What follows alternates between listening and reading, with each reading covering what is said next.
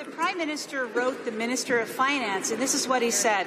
As Minister, you must ensure that you are aware of and fully compliant with the Conflict of Interest Act.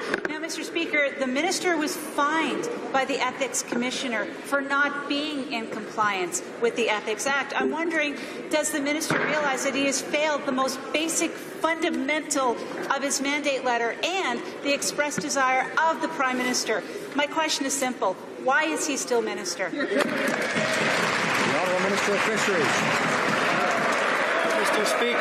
Mr. Speaker, my colleague continues on a useless fishing trip that they've been on for a number of weeks.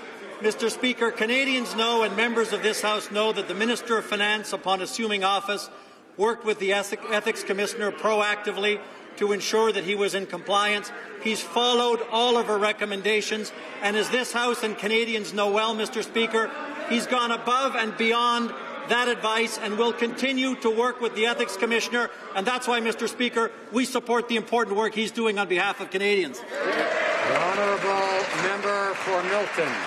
Mr. Speaker, if the Ethics Commissioner gave the recommendations to the Minister, why is she now investigating him on 3 different cases?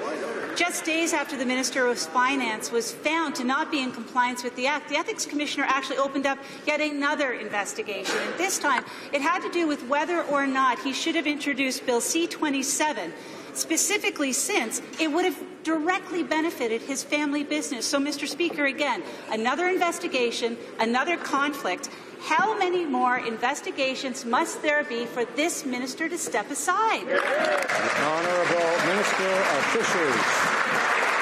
Mr. Speaker, again, my honourable colleague knows that the Minister of Finance, as he always has done, is working with the Ethics Commissioner with respect to this particular circumstance and will be happy to answer any and all questions she may have. The reason why he's continuing his important work as Minister of Finance, Mr. Speaker, is because the Canadian economy is growing at a faster rate than it has in a decade, with an average growth of 3.7% over the last 4 quarters. When that member was in the cabinet of the previous Conservative government, she would have loved to have economic results like that. The Honourable Member for Milton. Mr. Speaker, well, I can assure you of one thing. The Minister of Finance is going to be answering a lot more questions of the Ethics Commissioners in the coming days because she now has launched yet another inquiry.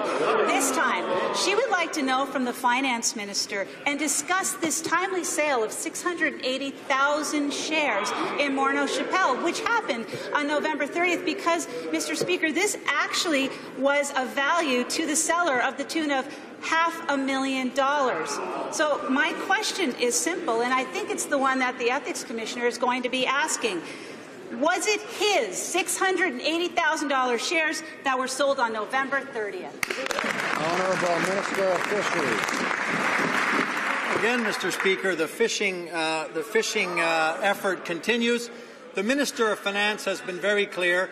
As part of the normal compliance upon taking office, he assumed a number of decisions. That is not a surprise to this House. All of that was done in consultation with the Ethics Commissioner. And, Mr. Speaker, why we on this side of the House want the Minister to continue his important work for Canadians is because since taking office, the economy has created more than 600,000 jobs, most of them full-time. Unemployment rate is now at 5.9%, its lowest level in a decade, something that previous party couldn't